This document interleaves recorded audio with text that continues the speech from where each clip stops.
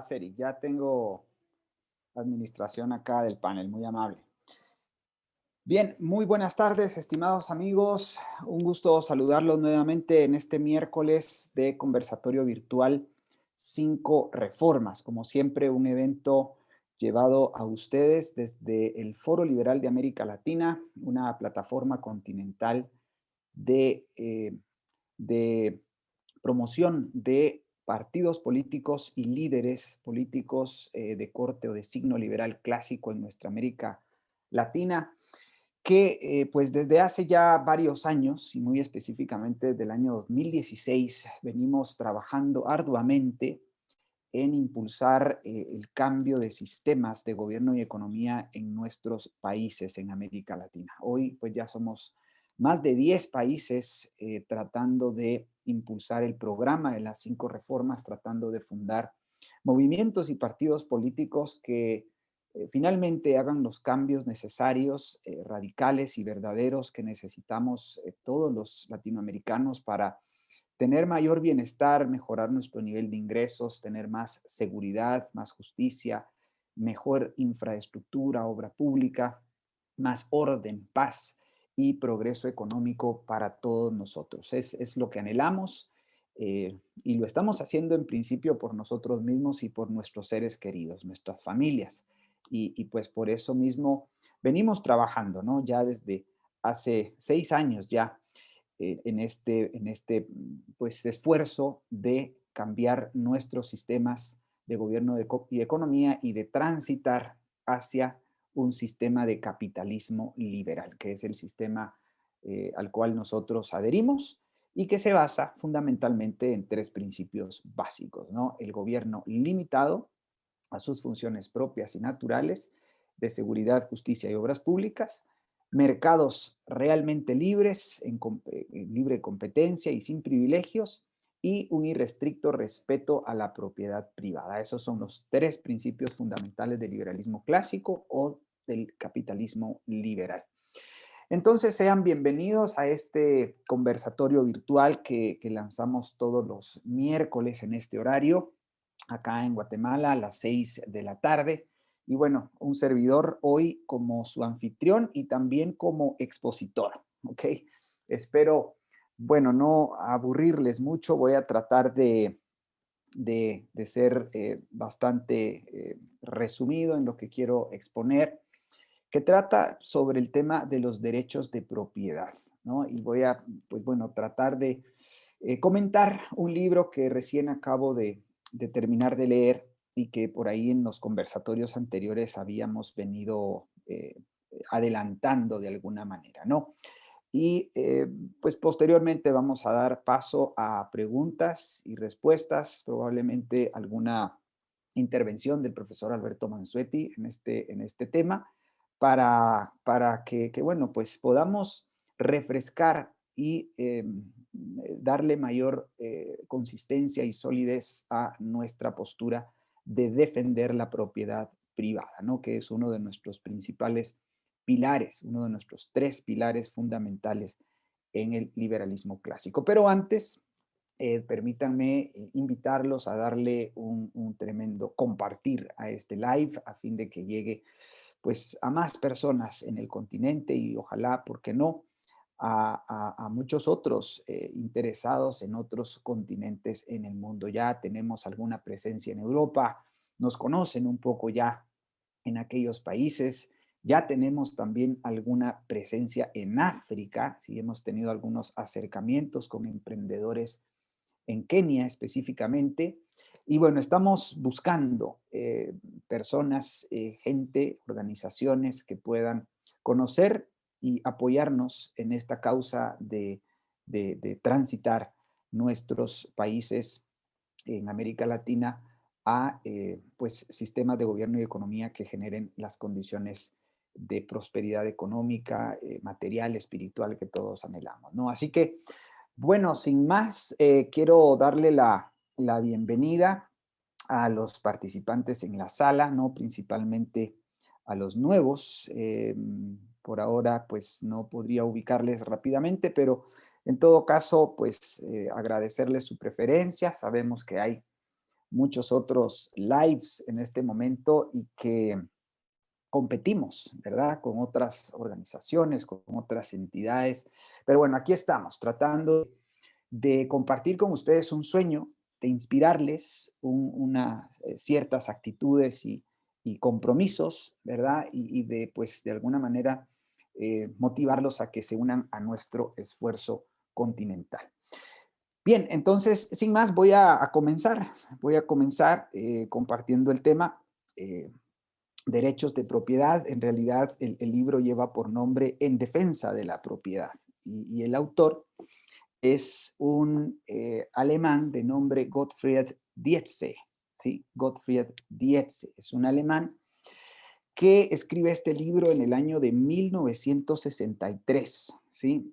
Un poco más sobre el autor, que me parece muy interesante. Él tiene un doctorado en leyes, un doctorado en ciencias políticas y un doctorado en ciencias jurídicas. ¿Ya? Vean ese perfil, ¿no? O sea, realmente un perfil que, pues al final, da cuenta de la calidad con la que escribe este libro, que por cierto es uno de varios libros que tiene, no es este el único, por supuesto. Él fue un prestigioso académico, radicado finalmente en los Estados Unidos, vivió el nacionalsocialismo de Adolf Hitler en su momento, y bueno, luego migró a los Estados Unidos y allá pues se dedicó a la academia, ¿no? Y desde ahí es que escribe este libro que fuera calificado por el profesor Alberto Venegas Lynch como, ahora les digo a ver, por acá lo tenía. Bueno, por ahora no tengo por acá el artículo que escribiera el profesor, sí, Alberto Venegas Lynch. Bueno, sí, lo calificara como pues una obra maestra, ¿no? La obra maestra de Gottfried Dietze y que pues básicamente le considera una obra realmente monumental, digamos, en términos de defensa de la propiedad privada. El libro en realidad fue escrito en inglés, en alemán, creo, y fue traducido por el papá del profesor Alberto Venegas Lynch, hijo, o sea, por Alberto Venegas Lynch, padre. Por él fue traducido al español, supongo que se hicieron algunas pocas copias porque, bueno, al menos en PDF no se encuentra en el internet. Yo tengo el libro en físico, ¿ok? Y es de allí que yo le conozco. Entonces, pues, dicho esto como introducción, eh, hay Ahí está una... en el chat, yo puse el artículo de Venegas, de la obra maestra. Ah, ok, gracias, profesor, sí, muy amable. Bien, entonces el libro tiene 6 grandes capítulos, ¿sí? En realidad, los 2 primeros capítulos, el profesor Dietze lo que hace es hacer una revisión muy exhaustiva, aunque reconoce que no es una revisión histórica detallada, pero en realidad hace una revisión muy completa de cómo la propiedad privada ha sido un valor que se ha preservado durante pues prácticamente toda la historia de la humanidad, ¿no? No sin ataques, no sin obstáculos, no sin amenazas, pero en términos generales el profesor pues comienza diciendo que desde la antigua Grecia, ¿sí? Luego Roma, pues la propiedad siempre ha sido de alguna manera defendida, ¿no? Y preservada y protegida.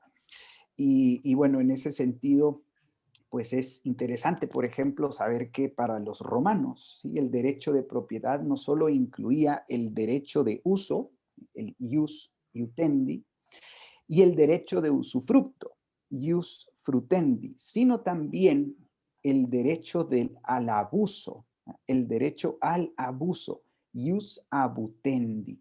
Esto me llamó poderosamente la atención porque luego en el transcurso de las páginas siguientes, pues el autor es muy categórico en defender la propiedad privada en su concepción más absoluta posible, ¿no? Irrestricta, o sea, irrestricta en el sentido de que no hay condiciones para el uso de la propiedad legítimamente adquirida, ¿no? Incluso pudiendo llegar a abusar de ella, ¿no? Y hace, pues bueno, una serie de acotaciones al respecto. Y esto ya plantea, ¿no? Una, pues, digamos, un aporte sumamente interesante, ¿no? Porque por lo general solemos defender la propiedad privada en términos de uso y de usufructo, pero no en términos de abuso, ¿ok? Así que, bueno, tiene, digamos, singular importancia. Luego de eso, el profesor Dietze hace referencia a los grandes pensadores de la antigüedad, ¿no? Comenzando pues por Aristóteles, eh, hace mención de Cicerón, hace mención pues de lo que significó luego todo este desarrollo y este pensamiento en el desarrollo del derecho romano, ¿sí? El derecho romano que fue pues también digamos, un derecho que consagró el derecho de propiedad desde la antigüedad, ¿no? Y pasa revista, obviamente, por todos los grandes pensadores, por ejemplo, aquellos pensadores del pensamiento cristiano, ¿no? Por toda la Edad Media. Hace mención, obviamente, de Santo Tomás de Aquino, de cómo Santo Tomás recoge todo el pensamiento aristotélico y consagra nuevamente el derecho de propiedad. También habla sobre los exponentes de la escuela de Salamanca y menciona a varios, ¿no? Y bueno, así pasa revista por tantos pensadores, escuelas de pensamiento que han venido defendiendo la propiedad privada con mucha fuerza y con mucha determinación, ¿no? La Reforma Protestante le dedica pues alguna buena cantidad de páginas, ahí hace mención de Juan Calvino, de Martín Lutero y de cómo pues estos padres de la iglesia también, ¿no? Pensadores cristianos fueron contribuyendo a darle consistencia a la defensa de la propiedad privada. Incluso durante los momentos del iluminismo, ¿sí? También hubo mucha inclinación a defender la propiedad privada. Eh, en este sentido, pues me llama la atención cómo bueno, el profesor Dietze hace ver cómo incluso autores como Jean-Jacques Rousseau defendió en algún momento la propiedad privada y cómo la Revolución Francesa, más allá de aludir a la igualdad, pues también mantuvo cierta inclinación o mucha inclinación a defender la propiedad privada. El Código Civil desarrollado por Napoleón Bonaparte, ¿no? Eso también me pareció sumamente interesante, como eh, Napoleón, más allá de querer ser recordado, ¿no? Por las 39 o 40 batallas en las que estuvo eh, implicado, pues él quería ser más bien recordado por el Código Civil, ¿no? El Código Civil napoleónico, que pues se le conoce como el Código de la Propiedad Privada, ¿no? Esto también me parece muy interesante. Asimismo, bueno, este código fue desarrollado a principios del siglo XIX, en el año 1804. E imaginen ustedes que fue considerado el código de la propiedad y que por eso quería ser recordado Napoleón. Luego de eso, pues el profesor Dietze pasa revisión histórica también sobre otros contribuyentes al pensamiento de la defensa de la propiedad privada. Bueno, hace mención de John Locke, por supuesto, David Hume, Montesquieu, sí, paradójicamente, porque, bueno, Montesquieu fuera quien luego hiciera aportaciones en el ámbito de la democracia absoluta, ¿ah? Y luego, pues, pensadores y políticos como Thomas Jefferson y Adams, ¿no? Que fueron, pues, los padres fundadores de los Estados Unidos.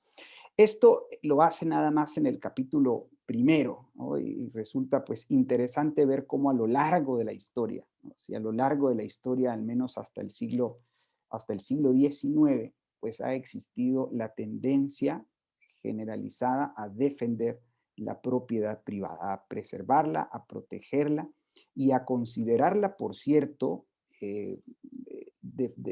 o sea, a considerar sus características como de forma irrestricta, una propiedad absoluta, eh, exclusiva, privada, incluso llegando a decir, como digo, que es no solo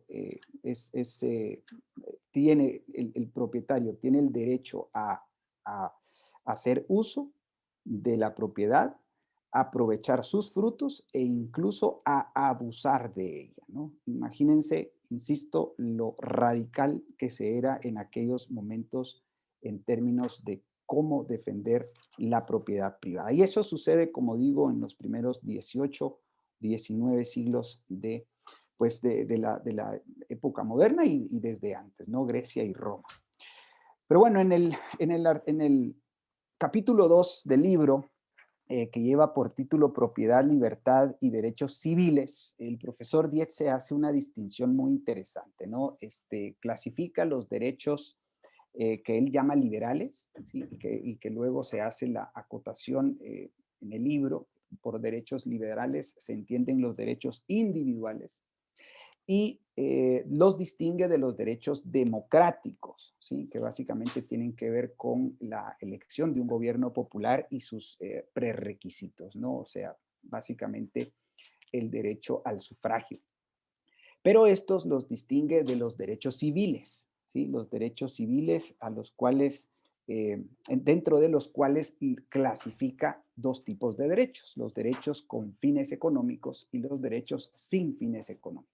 Dentro de estos derechos sin fines económicos, él identifica tres derechos, ¿no? La libertad de asociación, la libertad de reunión y la libertad de expresión. ¿Okay?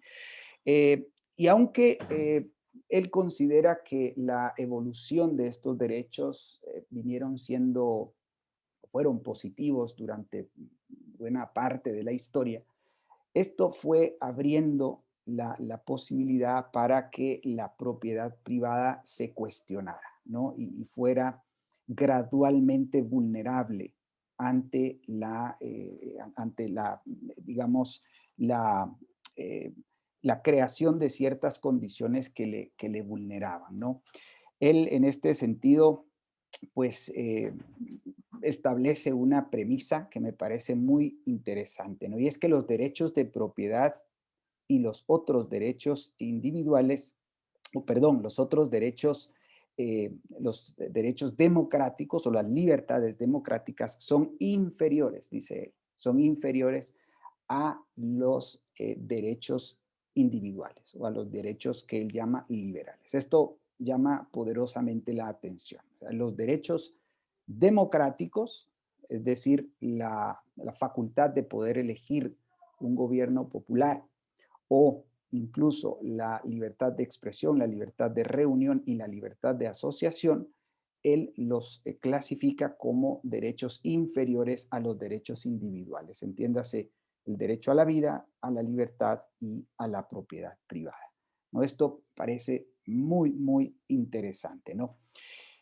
También en ese capítulo, el profesor Dietze habla sobre cómo las revoluciones inglesa, norteamericana y francesa, principalmente bueno, en todos los documentos, digamos, que fueron proclamados en estas revoluciones, la petición de derechos, el instrumento de gobierno y la declaración de derechos en la revolución inglesa, en la Revolución Norteamericana, la Declaración de Independencia y la Constitución de los Estados Unidos, y en la Revolución Francesa, la Declaración de los Derechos del Hombre y del Ciudadano. En las tres grandes revoluciones, digamos, en estas tres grandes revoluciones, se conserva y se preserva en gran medida el derecho de propiedad, ¿no? Y la propiedad privada. Se preserva y se protegen esos derechos de propiedad. Y él, pues bueno, hace alusiones muy específicas, ¿no? A los digamos, algunas partes de estos documentos donde se preservan estos derechos. Por ejemplo, en la Constitución, en la Declaración de Independencia, que es donde se hace alusión a la búsqueda de la felicidad y se sustituye, y este texto sustituye en parte a la expresión o a la palabra propiedad. ¿Ya? Él desarrolla una tesis del por qué Thomas Jefferson reemplazara el término propiedad por la búsqueda de la felicidad. Y según él, Jefferson conocía también el segundo tratado de John Locke, que llegó a comprender que proteger la propiedad privada era equivalente a permitir la búsqueda de la felicidad, ¿no? Digamos, eh, hay una transmutación, digamos, del por qué la propiedad privada es el factor vital para lograr encontrar la felicidad, ¿no? Y bueno, ahí hace pues un desarrollo Dietze sobre este punto muy en particular. Luego, pues en el capítulo 3, la creciente protección de la propiedad privada durante el siglo XIX, por cierto, se le considera el siglo del liberalismo clásico, pues el autor postula o desarrolla cómo durante ese siglo, que fue el siglo del liberalismo, pues se defendió con gran fuerza también los derechos de propiedad, ¿no? Y fueron defendidos por las diferentes escuelas de pensamiento. Él cita, por ejemplo, la escuela utilitarista con Jeremy Bentham a la cabeza, la escuela histórica con Edmund Burke, la escuela idealista con Kant, ¿sí? Y la escuela del laissez-faire, bueno, tiene como exponentes a la escuela de Manchester, tiene como exponentes a Bastiat y por último a la escuela austríaca de economía, ¿no? Y ahí pues bueno, él va desarrollando cómo cada uno de estos autores pues defiende la propiedad privada y le justifica como la piedra angular para tener libertad y para tener pues bienestar, desarrollo, prosperidad en el mundo, ¿no? Es interesante que también el autor nos enseña cómo la propiedad fue protegida mediante la legislación durante ese siglo, mediante la legislación. Y hace una revisión sobre cómo tanto en Francia como en Alemania y en Estados Unidos, pues la propiedad gozó de una amplia protección por medio de la legislación y de los fallos judiciales, ¿no? Los fallos judiciales muy específicamente en Estados Unidos, ¿no? Y cita ejemplos de cómo en estos tres países pues fue protegida la propiedad privada a través de la legislación. Códigos civiles como el código civil que ha sido basado en el derecho romano, el código napoleónico, edictos, los fallos judiciales que se emiten en los Estados Unidos, principalmente por el juez John Marshall, que por cierto fue un estudiante de Hamilton, uno de los padres fundadores, y luego los discípulos de John Marshall, cómo continúan, digamos, esta tradición de defender la propiedad en los fallos judiciales. Y bueno, y esto pues va de alguna manera sentando pues cierta jurisprudencia, ¿no? En el caso de los fallos judiciales, ¿no? Se lee en algunos párrafos como por ejemplo los derechos de propiedad debían de ser completos y generales y otorgar el dominio absoluto sobre una cosa.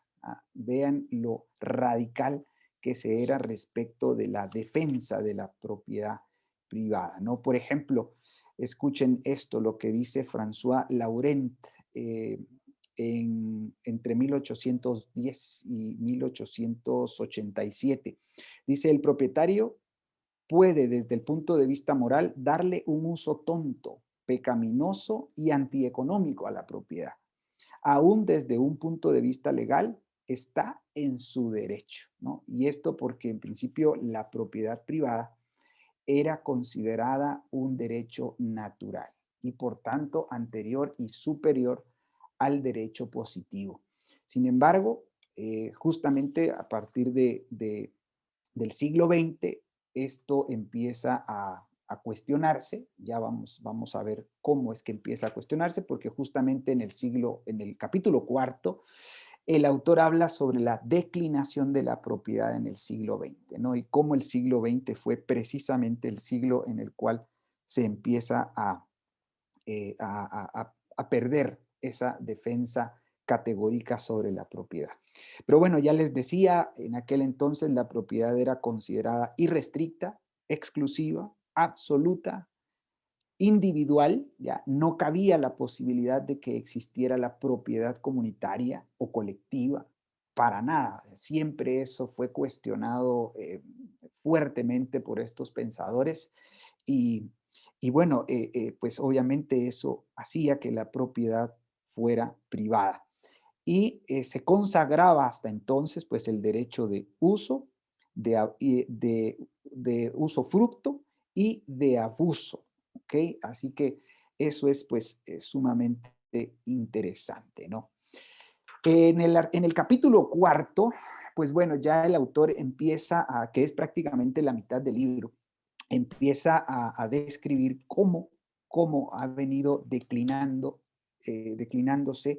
en la defensa de la propiedad privada, ¿no? Y bueno, aquí me parece muy interesante porque encontré muchos paralelismos con nuestro movimiento y con nuestra lectura del problema que nosotros hemos hecho en América Latina, ¿no? Porque el autor, pues, plasma muy claramente lo perverso y lo que significó el manifiesto comunista en el siglo XIX y cómo este manifiesto pues tuviera una serie de consecuencias que se irían plasmando y irían siendo más evidentes en el siglo XX, ¿no?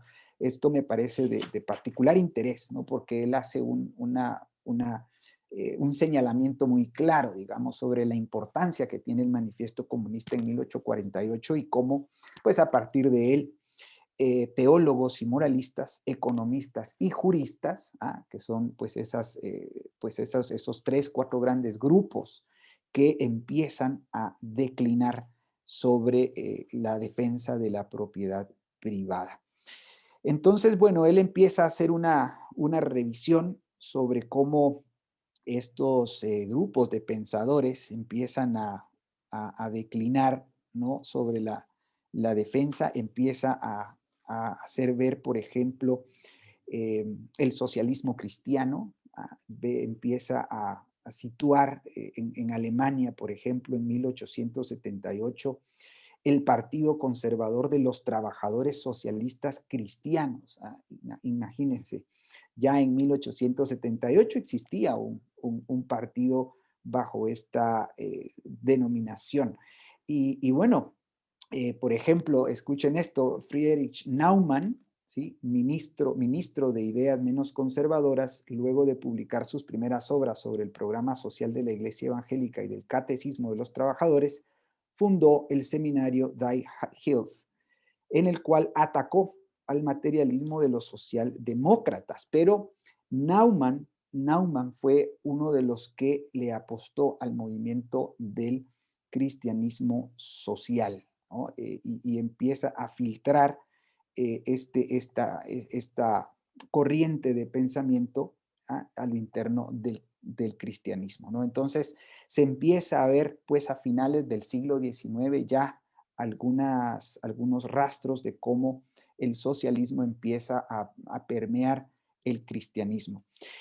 Luego hace alusión al socialismo de cátedra, ¿sí? Y cómo en Alemania, en Inglaterra, en Francia y en Estados Unidos, pues hay un grupo de académicos, de pensadores que empiezan a filtrar el socialismo en las diferentes asignaturas y materias, ¿no? En la economía principalmente, en el derecho, ¿sí?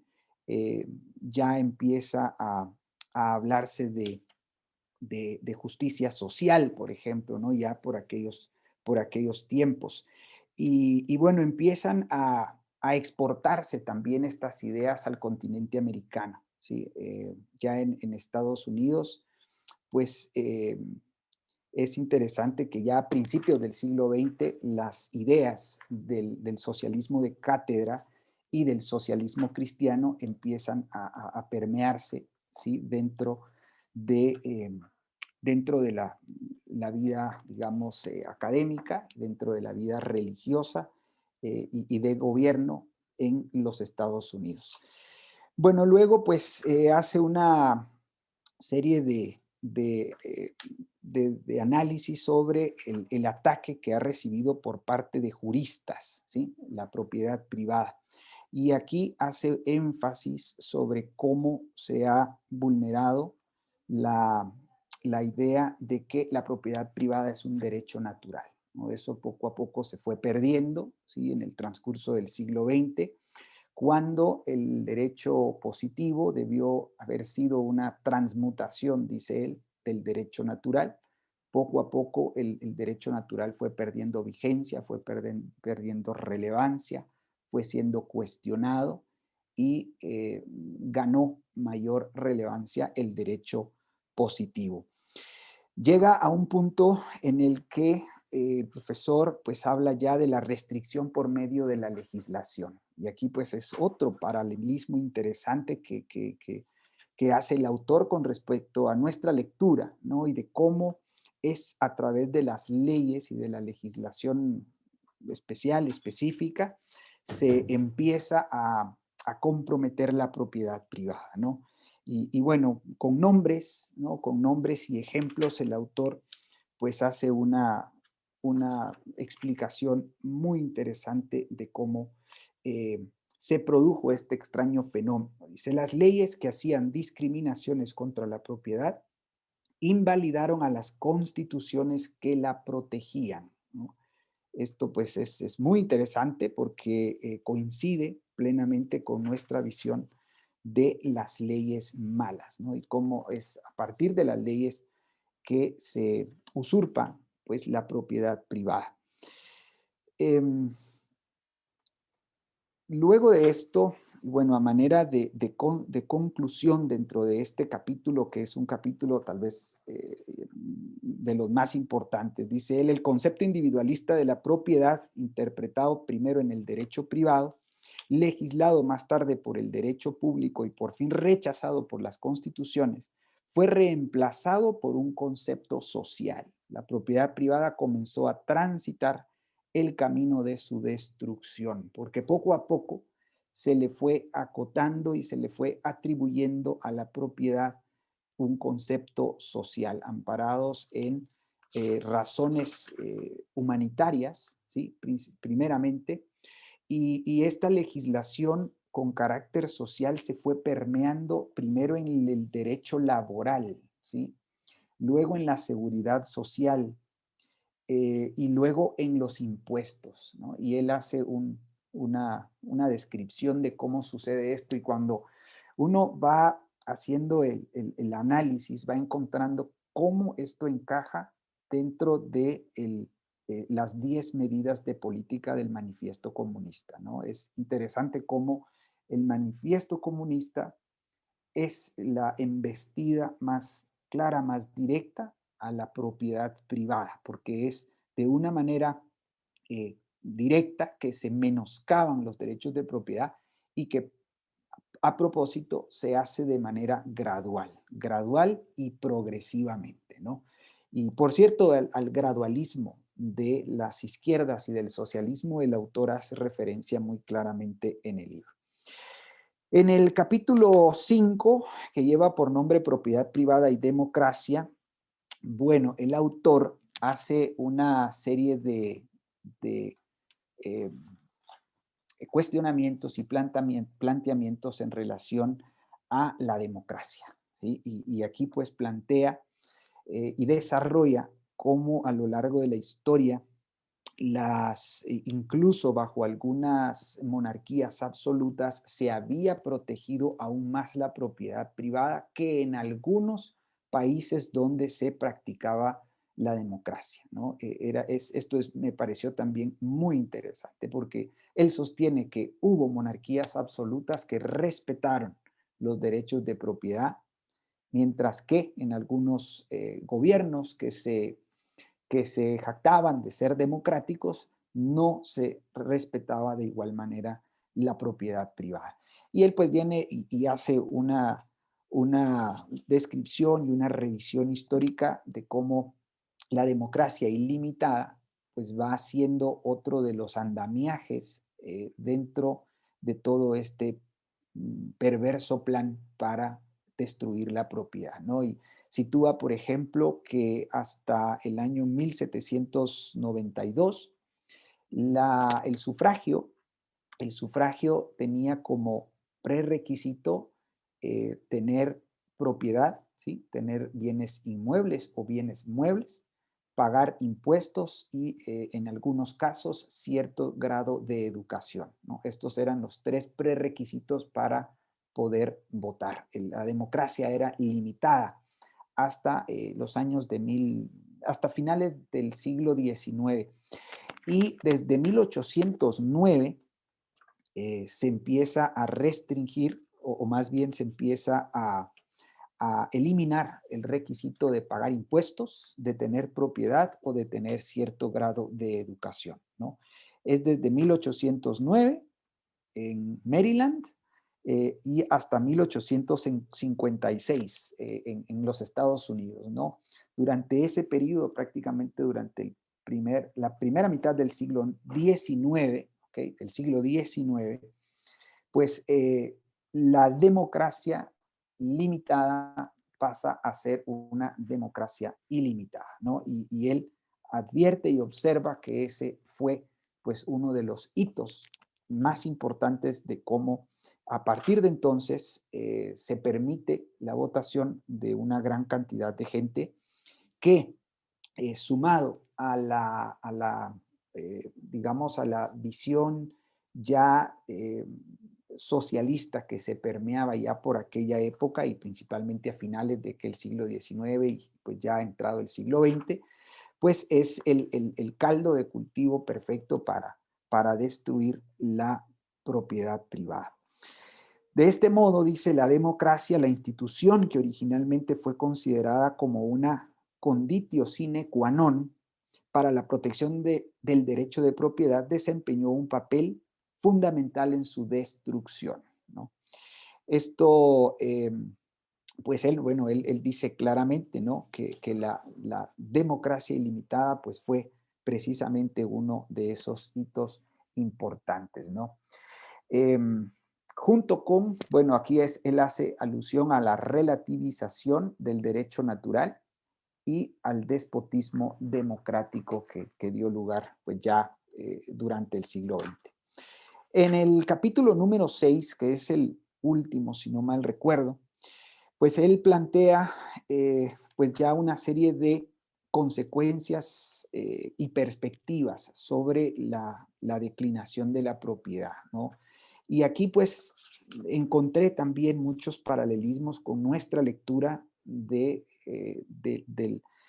problema que vivimos en América Latina y de las soluciones, porque él se atreve a dar algunas soluciones muy audaces, dicho sea de paso, que voy a comentarles. Pero previo a eso, él establece también el argumento de cómo la destrucción de la propiedad ha venido siendo auspiciado por lo que él llama el derecho internacional, ¿no? Y aquí pues nuevamente encuentro otro paralelismo con nuestra visión del problema. Él empieza repasando algunos hitos históricos, por ejemplo, la Carta Atlántica que contenía las 4 libertades del presidente Roosevelt, la conferencia de Potsdam, la creación o el surgimiento de la Organización Internacional del Trabajo, la conferencia de San Francisco en 1945, como el preámbulo de la creación de la Organización de Naciones Unidas, que ya existía antes como la Sociedad de Naciones, pero pero pues bueno, él hace referencia puntualmente a la Organización de Naciones Unidas. Y vean que ya para 1963 el profesor Dietze ya era muy claro y muy contundente con respecto a lo perverso que podría ser las Naciones Unidas, ¿no?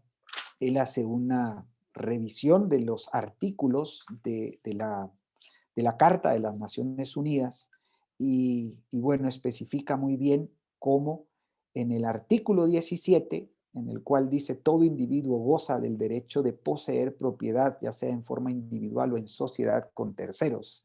Dice, hasta este punto no se presentan problemas, pero luego aparece la segunda disposición, abre comillas, nadie será privado en forma arbitraria de su propiedad. ¿Ah? En otras palabras, dice el profesor Dietze, si bien no se puede privar al individuo en absoluto de su libertad de pensamiento, de culto, de opinión y de expresión, no se le puede privar arbitrariamente de su propiedad. Ahí la clave, ¿no? Arbitrariamente. Eh, no se ve, es arbitraria. No obstante, puede privárselo de su propiedad si dicha privación es arbitraria. Es bien conocido el significado de arbitrario, dice el profesor. En la mayoría de los países significó sin los fundamentos de una ley. Y bueno, a partir de allí, pues empieza también el derecho internacional a hacer, eh, a vulnerar la propiedad privada. Hasta acá, esto parece, pues, como digo, muy, muy importante sobre las consecuencias, ¿no? Sobre las consecuencias de la declinación del derecho de propiedad privada, dice el profesor Dietze. Re- las violaciones a la propiedad son perjudiciales para la supervivencia de la democracia. Reprimen el prerequisito mismo para el progreso. Dos puntos, el esfuerzo individual. Esto priva al hombre de su dignidad, dice, y en el Estado benefactor no solo se induce al individuo a ser holgazán, sino que también se le considera incapaz de cuidar de sí mismo. A los sanos se los trata como si estuvieran enfermos, a los adultos como si fueran niños, a los individuos físicamente aptos se les enferma psíquicamente y a aquellos que son por naturaleza independientes se les convierte en forma artificial en seres independientes. Los individuos son despojados y pierden su confianza en sí mismos. Esa es la consecuencia de declinar al derecho natural de la propiedad privada. Bien, dicho esto, el profesor pues plantea una serie de propuestas, ¿sí? Eh, para retomar, ¿sí? Para retomar pues el derecho de propiedad. Dice sugerencias para una mejora de la situación, ¿no? Y a esto dedica más o menos unas 10 páginas y ofrece algunas soluciones, las cuales, por cierto, pues son equivalentes a nuestras 5 reformas y en parte a nuestro proyecto de la gran devolución. Y ahí pues algo que me parece sumamente interesante, ¿no? Algunas de las sugerencias, debo reiterar, son muy audaces, ¿ok? Muy audaces y evidentemente el mismo autor dice en algunas de ellas, admito que hago esta sugerencia a disgusto, ¿no? Y en algunos casos hace algunas sugerencias, algunas recomendaciones, pero hace la acotación de que las considera en aquel momento inviables. Y puede ser que si hace 60, 70 años eran inviables, lo más probable, estimados amigos, es que hoy sean aún más inviables. Pero bueno, por ejemplo, escuchen esta recomendación. Si se tiene en cuenta la enorme cantidad de violaciones contra la propiedad, podrían defenderse ciertas restricciones a la libertad de expresión, si éstas pudieran evitar una mayor declinación de la propiedad y así restaurar el equilibrio justo entre las diversas partes de la libertad. Bueno, claro, él previamente en el libro pues hace una acotación sobre lo que ha significado la libertad de expresión, ¿no? Y hace una acotación, algo así como que, cierto, la libertad de expresión debe ser una libertad completa, pero siempre y cuando, dice él, lo que digas vaya en beneficio de una mayoría. Eso es muy interesante, ¿no? Bueno, esa es una de las primeras recomendaciones que hace el profesor. Luego les planteo algunas otras. Bueno, él dice que se debe prestar atención a los llamados movimientos liberales y democráticos, ¿no? Por liberales no se considera, no está pensando en liberales clásicos, sino liberales en su acepción norteamericana, ¿no? Que tiene más que ver con movimientos de izquierda, ¿no? Se debe prestar atención a los movimientos de izquierda. Recuérdense que este libro él lo escribió en el año 1963, ya en plena Guerra Fría, ¿ok? Y bueno, pues plantea, ¿no? Obviamente el autor escribe en su contexto, ¿no? Y por aquel entonces, pues estaban surgiendo quizás algunos movimientos de izquierda con mayor beligerancia. A ver, dice, también se puede evitar un mayor deterioro de la propiedad privada protegiéndose contra el gradualismo socialista de la organización internacional. Y aquí él alude específicamente a las entidades supranacionales y muy específicamente a la Organización de Naciones Unidas. Y dice, una forma de hacerlo sería abandonar las Naciones Unidas, lo cual nos permitiría impedir la aplicación de una legislación social internacional, por lo menos en nuestros países. También plantea que Occidente debería tratar de poner freno a las tendencias socialistas, dice, ¿no? Y esto podría llevarse a cabo en el ámbito de la legislación internacional. Habría que rechazar el ingreso de aquellas naciones que propician una orientación social de la sociedad.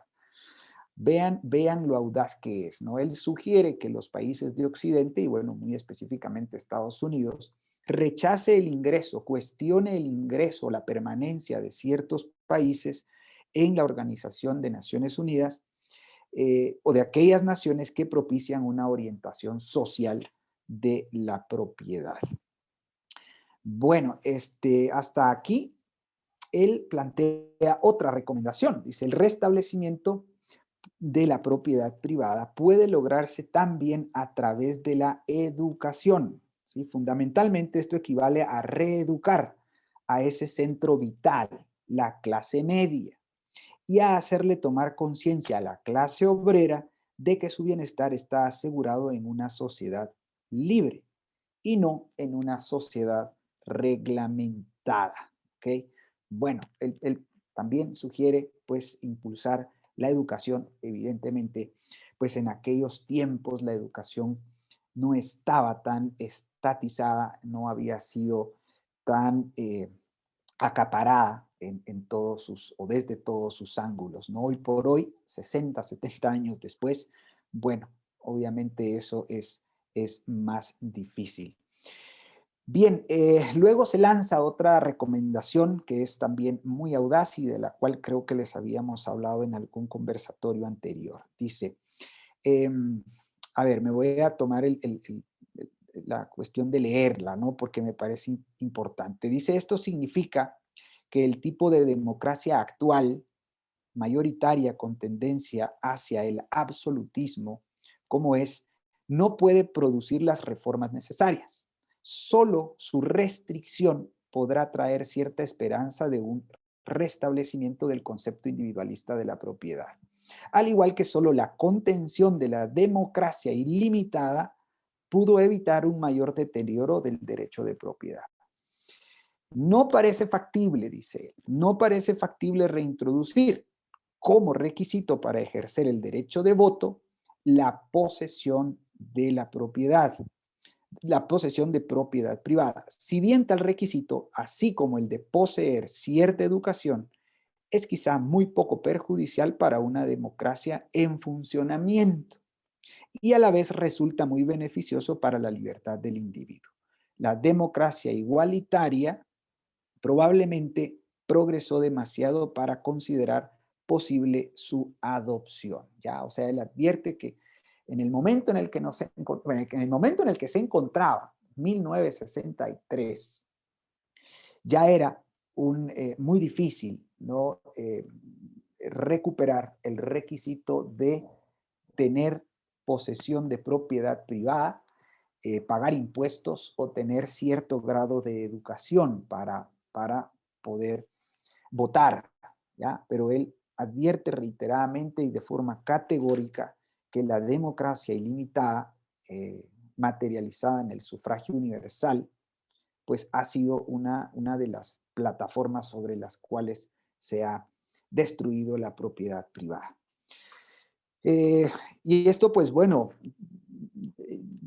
encuentro pues mucho paralelismo porque nosotros hemos hablado de suspender temporalmente el derecho al sufragio en el caso de los beneficiarios de los bonos o de los vouchers en educación, en atención médica y en jubilaciones y pensiones, ¿no? Eh, Vemos pues que acá el autor lo que nos dice es que a esas alturas, hace 60 años, eso era muy difícil ya, ¿sí? Podríamos concluir lógicamente que 60 años después es pues casi imposible, ¿no? Pudiera ser imposible. Bueno, también propone, vean, propone lo siguiente: en vista de la gran centralización que se produjo en diversos países, la división de poder territorial equivaldrá en gran medida a dar más poder a las unidades locales, ¿ah? Ya sean estados, distritos o municipalidades.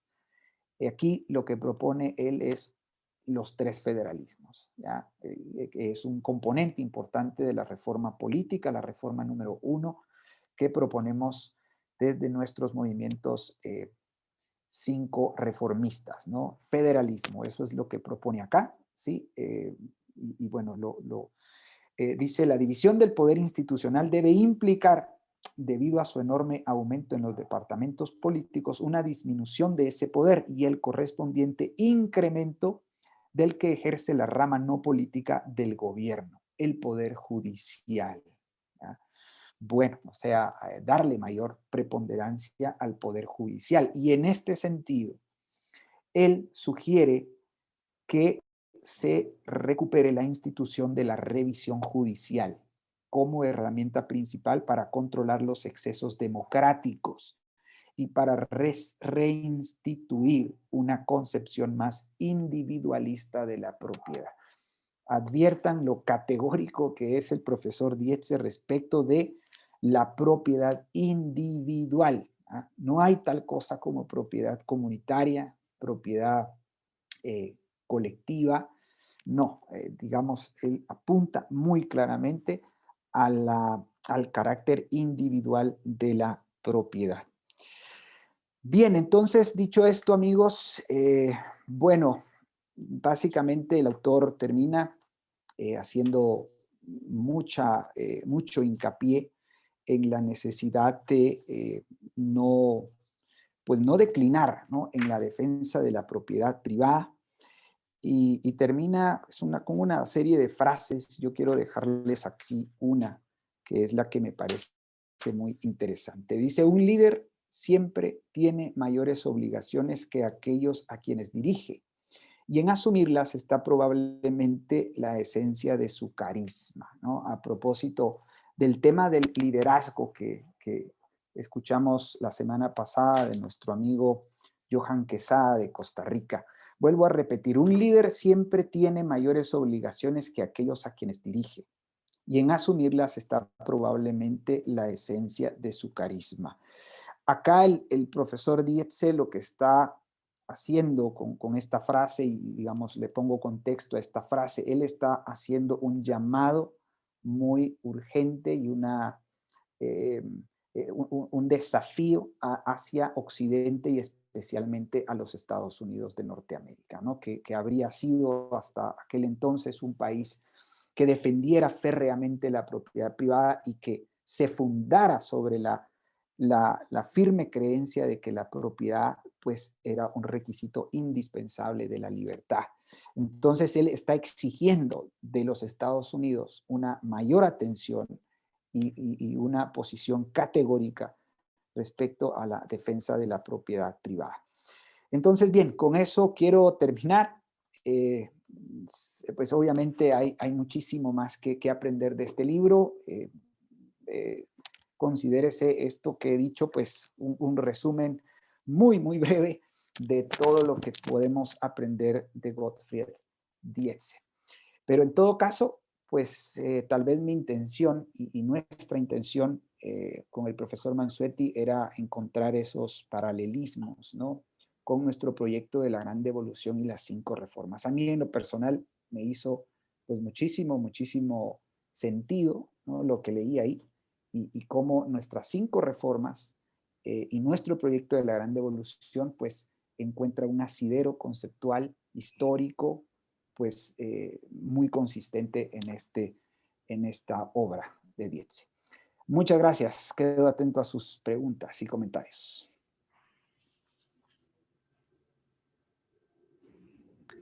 Hay algunas intervenciones en el chat. A ver, dice, buenas noches. Bueno, sí, el profe que compartió por ahí el artículo. Solicito se amplíe el tema de propiedad privada en el contexto del derecho de abuso que cita el autor. Bueno. Sí, si me deja Jorge. Adelante, profe. Bueno, si me deja Jorge, el tema del abuso tiene que verse en este contexto. Los derechos de propiedad, y obvio que es propiedad privada, o sea, no hay propiedad que no sea privada, es propiedad colectiva, no va. De hecho, la expresión propiedad privada es tautológica. Si es privada, es propiedad. Si es propiedad, es privada. ¿Okay? Ahora bien, son 3 derechos.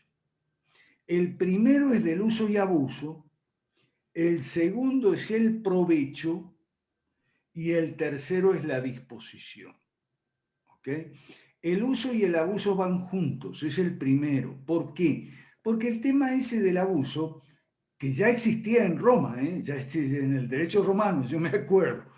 El tema del abuso es lo siguiente, solo el dueño puede decir qué es uso y qué es abuso. Si nosotros metemos que el dueño no tiene derecho a abusar de su propiedad, le abrimos la puerta al gobierno para que diga, no, eso es uso abusivo. ¿Ok? Es decir, si yo tengo un terreno y en ese terreno hay árboles de mandarinas, es un terreno que es mío, ahí está mi propiedad, la tengo registrada, y entonces yo tengo 3 derechos con respecto a mi terreno y mis árboles de mandarina. Uso y abuso. ¿Por qué? El primero es uso y abuso, va junto. ¿Por qué? Bueno, porque yo soy el que decide cuándo hay abuso o no hay abuso, porque yo no le voy a dejar al gobierno o a cualquier otro que venga y me diga, no, mira, vos estás comiendo mucha mandarina de tu terreno, eso es abuso porque te va a hacer mal, además. Te estás comiendo como 6 mandarinas al día, eso ya es abuso. ¿Ok? Entonces, por eso el uso y el abuso van juntos siempre, porque es un tema de calificación. ¿Quién es quién para calificar que yo hago un uso abusivo de mi terreno y mis árboles de mandarina? Solo yo, el gobierno no. Si yo me comiera todas las mandarinas de mi terreno y no sembrara otros más árboles, o quitara los árboles de mandarina, es mi terreno, yo decido el uso que le voy a dar y no puedo admitir que venga un fulano de afuera a decirme, no, un momentito, eso ya no, porque eso ya es abuso. Entonces, el primer derecho es uso y abuso y va todo junto. El segundo es provecho. Provecho significa que, que los árboles dan fruto y los frutos son míos. Yo puedo comerme las mandarinas o puedo venderlas también. O sea, provecho es aprovechar la propiedad de uno también puedo hipotecar ese terreno. El terreno es mío con las mandarinas que contienen los árboles y entonces el fruto que produzca el terreno es mío también. Si yo se lo alquilo a alguien, ¿ok? Tengo que arreglar con él el tema de los frutos. Pero entonces ahí ya entro en el tercer derecho de propiedad, que es la disposición. Si el terreno y los árboles son míos y están registrados a mi nombre, entonces yo puedo hacer uso y abuso, y yo digo lo que es abuso o no es abuso. Puedo aprovechar los frutos y puedo disponer del terreno. Lo puedo dar en alquiler, en un sucapión, lo puedo dar en permuta por otro bien con Ujú. cualquier persona, lo puedo vender, lo puedo alquilar, ¿ok?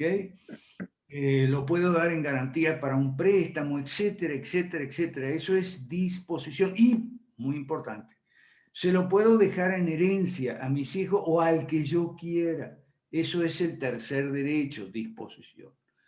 Ahora bien, el rollo aquí es que el Estado es el que tiene que garantizar la propiedad, garantizar los tres derechos, y el Estado también puede atacar esos tres derechos. Y lo ataca de dos maneras, y eso en el profesor Ditze y el libro se ve claramente. Con los impuestos se atenta contra los frutos principalmente. Es decir, si a mí el terreno X me produce una renta anual, entonces viene el Estado y me quita el 50% a título de impuesto, bueno, ahí está atentando contra el segundo de mis derechos de propiedad, que es el provecho. ¿Okay? Si yo también puede haber impuesto a la disposición. O sea, si yo decido venderlo y viene el gobierno y me dice, ah, no, si tú lo vas a vender, me tienes que dar a mí el 50% del precio a título de impuesto. ¿Ok? O si el impuesto se lo encaja al comprador, también me afecta, porque eso disminuye los compradores. Y la otra manera, como el gobierno ataca los derechos de propiedad, los tres, es con las regulaciones. O sea, y generalmente son bajo pretexto de abuso. O sea, regulación. O sea, el Estado me dice qué uso le puedo dar y qué uso no le puedo dar. El Estado me dice, me regula, me impone cuántas veces puedo cosechar al año y cuántas no. Y por supuesto, si yo lo voy a dar en alquiler, bueno, a quién y a quién no y todo eso. ¿Ok? Entonces, eso es muy importante porque ahora, en plena, ya estamos en la segunda década del siglo XXI, hay dos fenómenos que estudiamos los lunes en la realidad. Voy a pasar el avisito, ¿ok? Dos fenómenos que tenemos que estudiar. Uno es que una cosa es la propiedad privada y mis derechos de propiedad y otra cosa es el registro, ¿ok? O sea, tan violatorio del derecho de propiedad es que venga el Estado y me confisque lisa y llanamente mi propiedad y me diga esto era tuyo, ahora es mío, así a lo Chávez, exprópiese, pero también me puede dejar la inscripción intacta, nominalmente el terreno es mío, pero si le entra con los impuestos y le entra con las regulaciones, me está confiscando los derechos de propiedad sin quitarme la inscripción en el registro. O sea, sin quitarme la titularidad nominal. Y esto es gravísimo, que los tipos esos de las escuelas de economía austríaca no saben distinguir. Yo tuve hace poco una discusión alturada y educada con uno de ellos porque les reclamé de que están en contra del populismo y no en contra del socialismo. Y le digo, ¿por qué ustedes no ¿por qué ustedes le llaman populismo al socialismo? ¿Qué les pasa a ustedes? Me dice, no, lo que pasa es lo siguiente, que la batalla contra el socialismo ya la ganamos. Ah, sí, ¿cómo es eso? Explícame, porque yo no sabía, fíjate. Y sí, la batalla contra el socialismo ya la ganamos porque ahora los gobiernos no expropian, no confiscan las propiedades, las empresas. Ah, no confiscan. Y no confiscan mediante impuestos y regulaciones el uso, el provecho y la disposición, que son los derechos de propiedad. Ah, bueno, pero eso es otra cosa. O sea, yo no sé qué les pasa a los máster y a los PhD, pero realmente, hoy no sé, no hablo más porque son amigos de Tapia y aquí está Tapia. Entonces, lo que quiero destacar, y con esto termino, ¿ok?, es que se puede confiscar los derechos de propiedad, los 3 derechos de propiedad. El gobierno te los puede confiscar sin quitarte la titularidad nominal, o sea, la propiedad sigue a tu nombre. Como también puede suceder otra que sería lo opuesto, que es lo que está haciendo el gobierno de Venezuela ahora. El gobierno de Venezuela confiscó cerca de 2.000 empresas, sin contar las chiquitas, o sea, grandes y medianas, unas 2.000 más o menos. Confiscó, hizo la confiscación de la titularidad y por lo tanto los derechos, se los llevó por los cachos. Pero ahora el gobierno de Venezuela está entregando esas empresas en concesión temporal a sus antiguos dueños en algunos casos y a otros dueños nuevos, pero que son del sector privado, ¿no? Entonces son empresas concesionadas. La titularidad permanece en cabeza del Estado. El Estado sigue siendo titular de esa empresa. Lo que hace es una concesión a un privado, que puede ser el antiguo dueño u otro cualquiera, amigo de ellos, me supongo que será, ¿ok? Y entonces, ¿qué hace?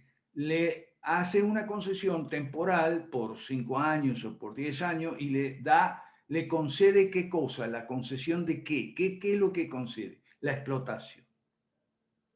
Y la explotación conlleva los 3 derechos de propiedad, si bien muy limitados: el uso y abuso, el fruto y la disposición parcial, digamos, para tercerizar y tal. O sea, devuelve, por así decirlo, los 3, manteniendo la titularidad nominal del Estado, devuelve los 3 derechos de propiedad limitados, ¿ok?, no amplios, limitados a los privados a cambio de un canon, que es como si se las alquilara más o menos.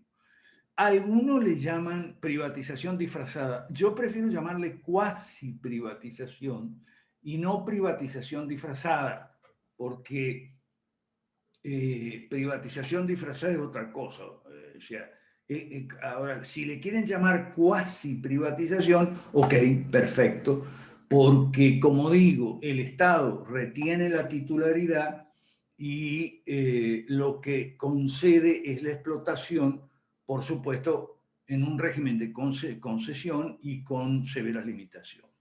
Nada más. Gracias. Y es el caso de la minería, ¿no, profe? Sí, sí. Ujú. Minería Ok. y empresas agropecuarias para resolver el problema del hambre. El problema del hambre es terrible en Venezuela. Se calcula que 11 kilos perdió cada venezolano en promedio desde que empezó la gran hambruna. Y ahora viene esto que están haciendo, que es lo que acabo de describir, por un lado, más la dolarización de hecho, ¿ok?, es una cierta flexibilización, por lo menos de las medidas más terribles o más agresivas contra la empresarialidad del régimen venezolano, y hay que estar preparado. Yo a mis amigos de Venezuela les digo, hay que estar preparado, la oposición no está preparado para esto, Porque la oposición no hace lo que hacemos nosotros, nos juntamos, leemos libros, los resumimos, aquí Jorge los relacionamos con nuestro proyecto, lo que hizo muy bien Jorge, relacionar esa lectura, que es un libro viejo.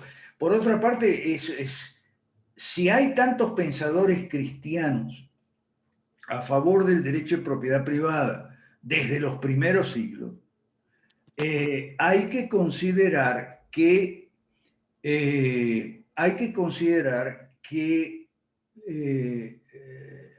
es porque la propiedad ha sido atacada, siempre, hasta hoy día. El Papa Francisco, Bergoglio, acaba de afirmar que la propiedad es un derecho secundario y subordinado, etcétera, etcétera, etcétera. Entonces, la propiedad siempre ha estado bajo ataque. Aquí dice mi amigo David Mendoza que cuasi privatización le suena como cuasi embarazada. No, David Mendoza, no. Porque por eso es lo que yo te digo de los tres derechos: uso y abuso, provecho, disposición. Porque se pueden descomponer. Claro, no está bien que se descompongan, pero una de las cosas que aprendemos los lunes en la realidad es a mirar lo que pasa y después hacer juicios. O sea, que se puede descomponer, claro que se puede descomponer, los tres derechos se pueden descomponer. Y de hecho siempre ha ocurrido y sigue ocurriendo. Ahora, que esté bien o que esté mal, eso es otra cosa que vamos a ver después de lo que sucede. Entonces, yo sí le puedo decir que a mí personalmente el término cuasi privatización me parece adecuado. Y Ambrosio dice que perdió 80 kilos. Mira, Ambrosio, lo que dicen, yo voy a hacer la dieta venezolana. Los que hablan de 11 kilos en promedio de toda la población, ¿ok? Y eso es una cifra creo que del UNICEF, de Naciones Unidas para la Infancia y todo eso. Ok, ¿qué más? Gracias, profe. Hay dos manos levantadas, José Andrés Aguilera desde Chile y Julio Andrés García, que creo que es colombiano. Te doy la palabra, José Andrés, adelante. Ahora sí, ¿se escucha bien? Sí, sí. Perfecto. ¿Qué tal? Bueno, muy bien. Felicitarte por el tema que has puesto, creo que es muy interesante, sobre todo en este tiempo donde se están tratando de modificar esto de la propiedad privada en las distintas constituciones, especialmente Chile y también en otras como parece Guatemala está en un proceso bastante similar. Bueno, tenemos que entender también que la Biblia hace referencia a la propiedad privada. De hecho, ahí está Acab y la viña de Nabot, que es un caso particular que en el pueblo hebreo, en Israel, se respetaba también la propiedad privada. Y habían ciertas estructuras donde de alguna forma daba referencia de cómo poder hacerlo a través del libro de Éxodo, ¿cierto? Levítico, y etcétera. Pero también había un asunto muy particular que era que cada cierto tiempo, para el jubileo creo que era, se recuperaban las tierras, porque las tierras era quien daba a la persona un cierto estatus y mantenían un cierto equilibrio sin tantas desigualdades. Las desigualdades comenzaron posteriormente con las monarquías. Entonces era una propiedad privada no tanto como la que hoy día tenemos, hoy día es muy parecida a la que era como en Roma prácticamente, pero ahí tenía ciertas cláusulas para evitar esa desproporción de los que tienen más con los que tenían menos. No es así, no es así. Dale, termina que después yo te explico cómo es. Perfecto. Entonces, eso es lo que se logra comprender con aquellas leyes que había en la antigüedad. O sea, de hecho, lo que se habla, a lo mejor tú lo puedes aclarar un poco más, Alberto, habían dos pecados muy nombrados dentro en el Antiguo Testamento, que eran, ¿cierto?, la idolatría, pero también estaba lo que se le llamaba la injusticia social. No la injusticia social que habla, obviamente, la izquierda en Chile. Y ahí quisiera pedirte que me pudiese explicar eso, porque de alguna forma se interpreta de esta manera cuando se hablan, ¿cierto?, de estos dos pecados que nombra el Antiguo Testamento. Eso quisiera aportar, si nos pudiese aclarar ese punto. Gracias. Gracias, José Andrés. Vamos Gracias. al Antiguo Testamento entonces. No, un momento. Es que una cosa es la mala interpretación que hacen las izquierdas, la interpretación sesgada de instituciones del Antiguo Testamento como el año jubilar, ¿ok? Y la justicia, sin adjetivos, la justicia. La justicia. ¿Ok? Bueno, vamos por partes. El año jubilar es interpretado así de la forma que tú dices, ¿no? Porque para evitar la desproporcionalidad en que lo tienen más y tienen menos, y la desigualdad y todas esas cosas. No, señor, nada de eso. El que lo explica muy bien es Stephen Perks, amigo mío de Facebook, en un libro precioso que yo tenía en físico que se llama Economía Política de una Sociedad Cristiana. Él tiene un apéndice entero, y ojo, ese libro se consigue en PDF, pero en inglés, claro. Un apéndice entero donde explica el año jubilar, cuál era el propósito. No era de distribución de la riqueza. El año jubilar, cuál era el propósito del año jubilar y cómo funcionaba. El propósito era mantener la unidad familiar y la fortaleza de la familia. El año jubilar era una institución pro familia, no pro socialismo. ¿Ok? Y el año jubilar funcionaba así: regresaba, bajo ciertas condiciones, regresaba la propiedad al ámbito familiar. Por lo tanto, ese regreso no era necesariamente que pasaba de las manos de un rico a un pobre, sino muchas veces al revés. Pasaba de las manos de un pobre a un rico. Ahora bien, como era una restricción a la propiedad, si era en función de la familia, no de la redistribución de la riqueza, era algo previsible que ya todo el mundo sabía, y entonces se podían descontar valores de mercado, como decíamos así. Entonces, eso en relación al año jubilar. ¿Okay? Yo recomiendo el estudio del doctor Stephen Perks en ese libro, que, repito, está en PDF, y un apéndice está totalmente consagrado al año jubilar y despeja todas las malas interpretaciones socialistas. Y en segundo lugar, la idea de justicia, que está en toda la Biblia. La idea de justicia es transversal y es una justicia sin adjetivos, no es justicia social, es sin adjetivo. Justamente uno de los principales, una de las principales aberraciones interpretativas de la izquierda es cada vez que la Biblia habla de justicia, ellos lo interpretan como justicia social. ¿Okay? Y creo que algunas traducciones demasiado atrevidas y socialistas ya te ponen la expresión justicia social. Y entendiendo lo que los marxistas entendían. ¿Okay? Eso es, justicia en la Biblia no es lo mismo que justicia social. ¿Qué es justicia social? Redistribución de la riqueza. ¿Qué es justicia en la Biblia? Restitución de la riqueza. O digamos, restitución de la propiedad. Justicia significa que si alguien me quitó a lo que era mío, me lo tiene que devolver o compensar, lo que se llama la justicia restitutoria o compensatoria. Sí. ¿Sí? Eso es importante. Esa es la interpretación contextual de la Biblia, sin traicionar el lenguaje ni el espíritu. No sé si te quedó claro las Sí, dos cosas.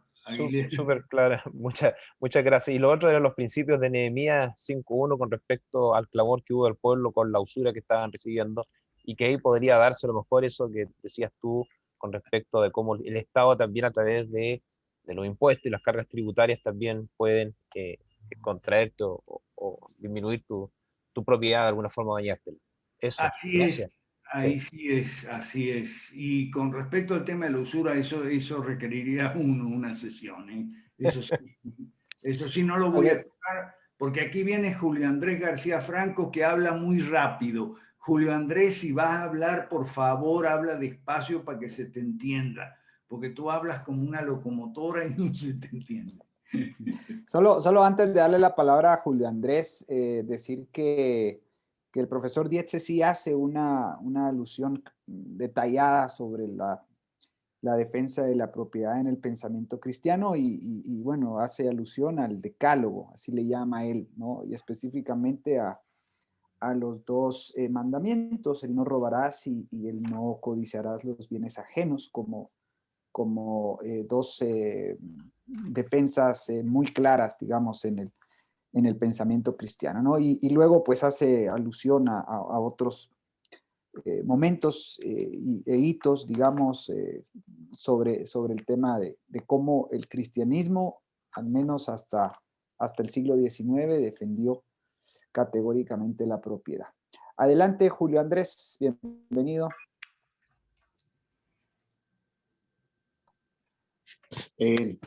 ¿Me escuchan ya? Sí. Habla despacio. Bueno, magistral la explicación del profesor Chapas acerca de la propiedad privada y su aclaración perfecta, profesor, eso de que aquí sí, como dice, las izquierdas, justicia social.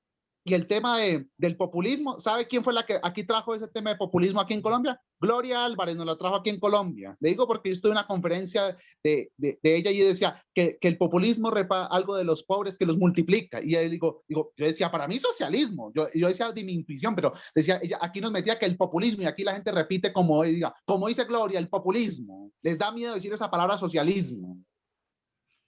Así es, así es. Así es. Muchas y gracias. Le cuento que esto me parece casi un complemento de lo que se habló hace 15 días con mi tocayo también, que se llama el doctor Julio, que él vive en Italia, ¿no? Julio Loredo, sí. Sí. Claro. Y nos recomendó un libro de Luigi, no sé quién, que también habla de derecho natural. Me dicen que es un libro que está escrito en italiano. De Luigi, no me acuerdo el autor. Sé que es Luigi. Yo no estaba, no. Sí. No estaba. Por ahí lo compartimos el link, porque existe ese libro creo que existe en PDF, por ahí lo compartimos, sí. No recuerdo el nombre actualmente, pero sí, en efecto. Es Luigi, se llama Luigi Sparzi, algo así, pero me dicen que es un libro muy complicado de leer y que está escrito en italiano. No, está en inglés. Está en inglés, pero ajá, sí, lo encontramos en inglés ese día y por ahí lo compartimos. Si gustas, tal vez me mandas algún mensaje por Facebook y con mucho gusto te comparto el link, Julio Andrés. Se lo agradezco. Excelente. Sí, a la orden. Gracias, bueno, y algo que me quedó muy claro también, que no sabía que también la propiedad viene también del derecho natural, porque la gente dice que aquí la gente piensa que propiedad solamente es lo que uno obtiene con su trabajo o propiedades, por ejemplo, casa, carro, finca, oro, acciones de compañía. Eso es lo que aquí se tiene concepto como propiedad privada. No sé si estoy en lo cierto o estoy equivocado. Si lo estoy equivocado, por favor me corrigen. No, es eso precisamente, Julio Andrés. En efecto, o sea, la propiedad tú la puedes adquirir de esa manera, ¿no? Bueno, es prácticamente el fruto de tu esfuerzo. Y bueno, pues el profesor Enrique Gersi tiene también una conferencia muy buena donde habla sobre los derechos de propiedad y especifica los derechos reales y los derechos personales, ¿no? Y ahí pues habla con más detalle de cuál es, de cómo surge, digamos, el derecho de propiedad. Pero en concreto, pues lo que tú estás pensando como casas, vehículos, bueno, propiedades en general, pues bueno, eso es un derecho como tal y claro, como dice el profesor, se distingue de que esa propiedad esté registrada o no, ¿sí? Eso es algo muy diferente. Creo que en esta época, pues claro, debiese de existir un registro de propiedad. No sé, profe, si usted ahí coincide, ¿no? En nuestros países, el registro de la propiedad, aquí en Guatemala existe el Registro General de la Propiedad, es una institución, pues no es una institución eficiente, ¿ya? En el tema de de la propiedad, de los bienes inmuebles, hay muchísima falta de claridad. Realmente no se sabe hasta dónde llegan las propiedades de las personas y por eso existe mucho conflicto entre propietarios, ¿no? Al final. ¿Cree usted que esa sea una institución que deba eficientarse bajo el Sí, contexto de un gobierno limitado? sí, por supuesto. Ya que estamos en ese tema, lo único que ha hecho Hernando de Soto en el Perú, esto porque ahora es candidato y eso, es aclarar ese punto, pero nada más, ¿ok? En ese punto tiene razón, en ese punto tiene razón. Los sistemas de registro de propiedad deben hacerse más eficientes y menos costosos. En eso tiene razón. ¿Para qué? Para un tema de seguridad, ¿ok? Seguridad personal incluso y jurídica. Ahora bien, con eso solo no hacemos nada, compañero, ¿ok? Porque Claro, vamos a hacer más eficientes los sistemas de... Está bien, pero vamos a dejar todas las leyes malas, ¿ok? Entonces, claro, claro. Sí, sí. yo quería tomar una frase de Chiapas, pero que no fue de ahora, sino que creo que fue el lunes pasado en la realidad. Chiapas, y es sobre el tema de la democracia. Vamos a entrarle ahora sobre el tema de la propiedad y la democracia. La democracia es una amenaza, es un peligro, un riesgo para la propiedad, etcétera. Bueno, depende. Como Chiapas muy bien explicó en base a la enseñanza del profesor Ditze, la democracia ilimitada, desde luego que sí. La democracia limitada, no.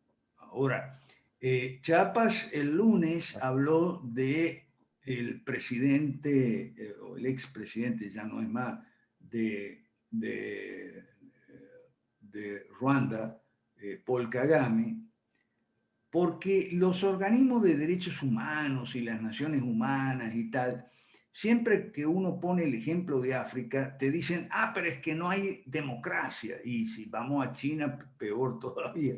No hay democracia, no hay democracia. Pero Chiapas encontró por ahí que Kagame dice, bueno, pero si la gente quiere votar por mí, ¿qué le voy a hacer? Si la gente quiere votar por mí, está conforme.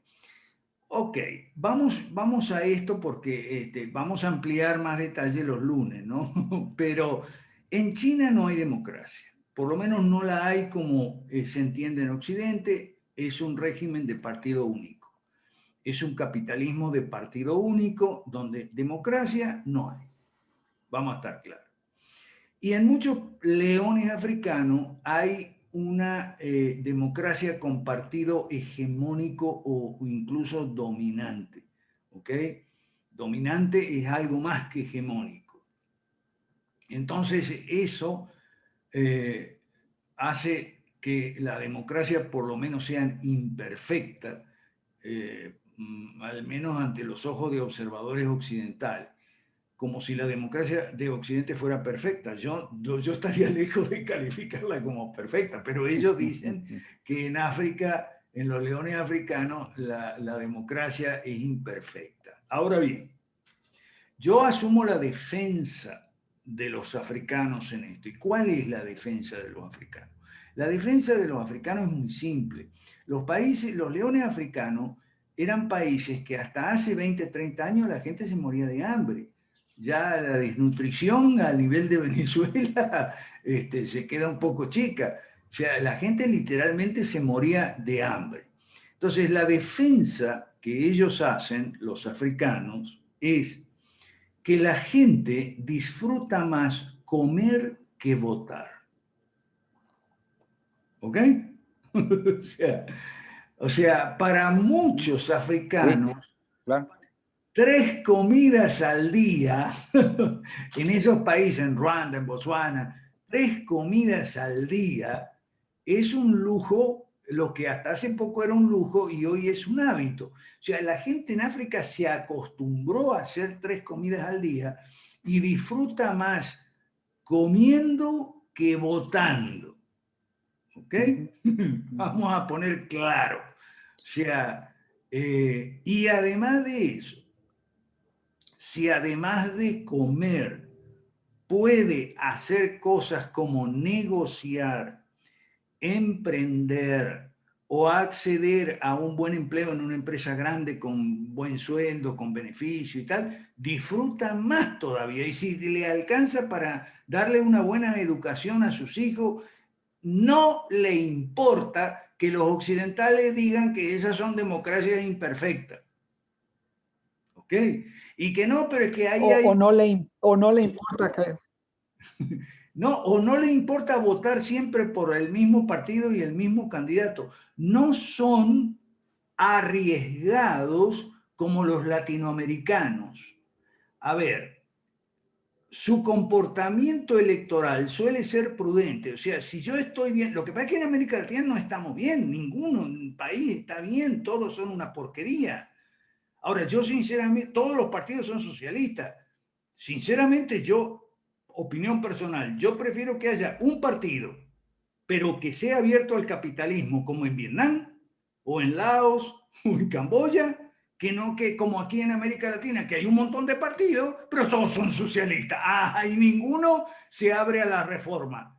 Ah, no, o sea, no. Entonces, no son arriesgados en el sentido de latinoamericano. O sea, un africano, por ejemplo, en los países que son los leones, donde hay partidos hegemónicos o dominantes incluso, que han emprendido la reforma, han tenido éxito, han sacado a la gente de la pobreza, han permitido hacer empresas grandes, creciendo y tal, y la gente estudia. Hoy estaba hablando yo con Guillermo Cabanillas de Perú. Guillermo Cabanillas de Perú hizo una tesis sobre las 5 reformas y ahora va a hacer un libro. Y estuvo en la India. Estuvo en la India hace 3, 4 meses, con pandemia y todo, se fue para India a hacer un curso en la India. Él es ingeniero y economista. Y me decía que le impresionó mucho en la India sus condiscípulos africanos, que tenían una mentalidad totalmente diferente de los peruanos y latinoamericanos. Yo le invité a Guillermo para nuestras pláticas. Lo que pasa es que Guillermo no vive en África, vive en Perú, y entonces tiene que hacer 3 trabajos para poder sobrevivir. Vive allá en Trujillo. Entonces, los africanos tienen otra mentalidad y no arriesgan el bienestar. Claro, en América Latina no hay bienestar, ya sé lo que me van a decir, y es verdad. O sea, no arriesgan el bienestar, en el sentido de que si hay ese partido hegemónico, incluso dominante, fue el que creó, no que le proporcionó bienestar, sino que creó las condiciones para que la gente pudiera acceder al bienestar, entonces no se va a arriesgar, va a votar por otro. A diferencia de los latinoamericanos siempre quieren votar por otro. No me gusta este. Ya a los 3 meses ya no me gustó el presidente y a pesar de que yo lo voté, quiero otro presidente porque ese no me gusta. Pero claro, los latinoamericanos son holgazanes para estudiar, para aprender y no quieren entender, por ejemplo, cosas muy básicas, que los presidentes no gobiernan, que nuestros países van en piloto automático porque son las leyes malas las que mandan. Pero eso ya es muy sofisticado para los latinoamericanos. Entonces, muchas veces, con la creencia de votar, hay que votar por otro, o otro que sea distinto, han salido del fuego para caer en la sartén, o de la sartén para caer directamente al fuego, y así pasó en Venezuela. A mí no me lo contó nadie, yo estaba ahí, ¿ok? Donde dijeron, no, vamos a votar por Chávez porque necesitamos necesitamos un cambio. Sí, tuvieron el cambio para peor. Y me asombra el Ecuador. ¿Cómo se han metido con el Ecuador? Es un país enfermo de anticorreísmo. Entonces están listos para caer con Yacu Pérez, que es un Evo Morales más agresivo, indigenista de la política identitaria. Una de las cosas que enseñamos el lunes pasado, que inauguramos la realidad, fue que América Latina en América Latina, los indigenistas, entre comillas, nos están conduciendo al tribalismo justo cuando en África ya salieron del tribalismo. Y en Está gran bien. parte, gracias a los cristianos de África, ¿okay? Que llevan mucho tiempo señalando que el peor pecado de África, la maldición de África le llaman el tribalismo. Y aquí vamos a entrar en el tribalismo de la mano de Evo Morales, Yacu Pérez y todos estos presidentes, incluso de la derecha mala, que celebran ceremonias indígenas, ¿ok? De la mano con el Papa Francisco, que también se celebra el indigenismo y tal, y qué sé yo. Pero bueno, no voy a hablar mucho de eso para no ofender a los católicos. Gracias. Gracias, profe. Ya nos hemos pasado varios minutos y lamentablemente por alguna razón se interrumpió la transmisión en Facebook. No sé qué pasó. Por ahí le informé a Eric, pero bueno, se interrumpió hace como 40 minutos la transmisión en Facebook. En todo caso, empezamos a cerrar y si me permite una breve acotación, a mí en lo personal me hace mucho sentido ese nuevo paradigma que están imponiendo los países, los tigres asiáticos y los países africanos, ¿no? Y creo que eh, es correspondiente con esto que de alguna manera plantea Gottfried Dietze, y es que los derechos individuales son superiores a los derechos democráticos. Y en estos casos, en estos países, la gente prefiere gozar, preservar sus derechos individuales que ejercer ciertos derechos democráticos, ¿no? Y en tanto y en cuanto sus derechos individuales estén respetados, entonces me parece que están dispuestos a sacrificar esos derechos democráticos. Pero acá en América Latina y en Occidente en general, me parece que se ha caído en un una sobrevaloración de los derechos democráticos, ¿no?